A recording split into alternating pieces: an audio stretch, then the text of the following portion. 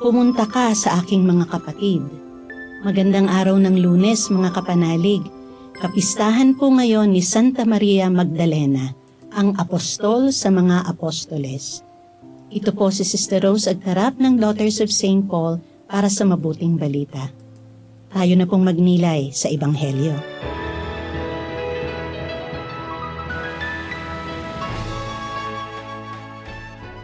Sa unang araw ng Sanlinggo, maagang nagpunta sa libingan si Maria Magdalena habang madilim pa.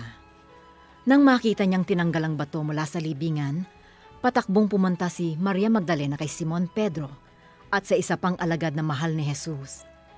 Sinabi niya sa kanila, "May kumuha sa Panginoon mula sa libingan at hindi namin alam kung saan nila siya nilagay."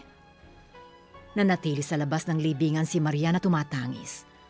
Habang tumatangis siya, yumukod siyang nakatanaw sa libingan at may nakita siyang dalawang anghel na nakaputi na nakaupo. Nasa may ulunan ang isa at ang ikalawa na nasa may paanan ng kinalagakan ng bangkay ni Jesus. Sinabi sa kanya ng mga yun, "Bakit ka tumatangis?" Sinabi niya sa kanila, "May kumuha sa Panginoon ko at hindi ko alam kung saan siya inilagak." Pagkasabi niya ng mga ito, tumalikod siya at nakita niya si Jesus na nakatayo. Ngunit hindi niya nakilalang si Jesus yun. Sinabi sa kanya ni Jesus, "Bakit ka tumatangis? Sinong hinahanap mo?" Sa pag-aakala niyang yon ang hardinero, sinabi niya sa kanya, "Ginoo, kung kayong nagdala sa kanya, sabihin niyo sa akin kung saan niyo siya inilagay at kukunin ko siya." Sinabi sa kanya ni Jesus, "Maria." Pagkaharap niya ay winika niya sa kanya sa Aramaiko, "Rabboni," na ang ibig sabihin ay guro. Sinabi sa kanya ni Jesus, "Huwag mo akong pigilin sapagkat hindi pa ako nakakaakyat sa aking ama. Puntahan mo ang mga kapatid ko at sabihin sa kanila, paakyat ako sa ama ko at sa ama niyo, sa Diyos ko at sa Diyos ninyo."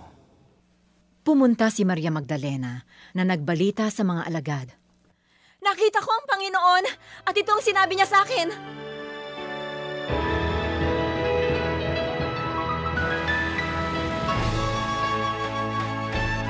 Si Maria Magdalena ang isa sa mga pinakakilala, subalit madalas hindi maunawaan na karakter sa Biblia. Madami pa rin sa ating panahon ngayon ang nag-uugnay kay Maria Magdalena bilang nagbebenta ng aliw o prostitute. Madami ring teorya na nagsasabing may relasyon sila ni Jesus. Subalit walang nabanggit sa Biblia tungkol dito. Ang sinasabi lamang siya ang pinalaya ni Jesus mula sa 7 demonyo at pagkatapos ito, naging tagasunod na siya ni Jesus. Ang tanging kasiguraduhan lang natin ay ang kwento ni Maria na taga Magdalena ang isa sa pinakamagandang kwento ng pagliligtas ng Diyos. Mula sa lubusang pagkaalipin sa demonyo, pinalaya at naging disipulo ni Jesus. Maging sa paanan ng krus, nanatili siyang kasama ni Maria na ina ni Jesus. Sa ating ebanghelyo, siya ang naging unang tagapaghatid ng mabuting balita.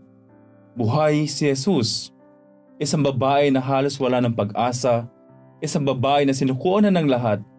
Ngayon ay isang babae na kinikilala bilang tapat at malapit kay Jesus.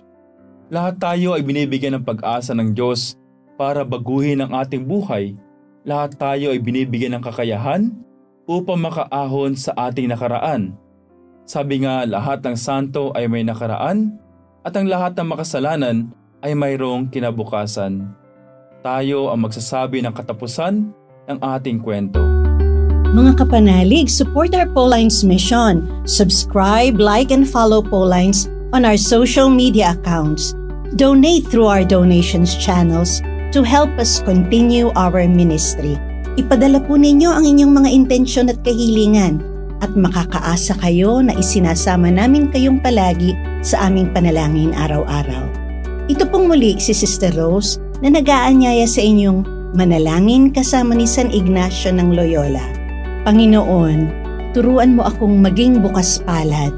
Turuan mo akong maglingkod sa iyo na magbigay ng ayon sa nararapat, na walang hinihintay mula sa iyo, na makibakang di inaalintana ang mga hirap na dinaranas, sa tuwin ay magsumikap na hindi humahanap ng kapalit na kaginhawaan, na di naghihintay kundi ang aking mabatid na ang loob mo'y siyang sinusundan. Amen.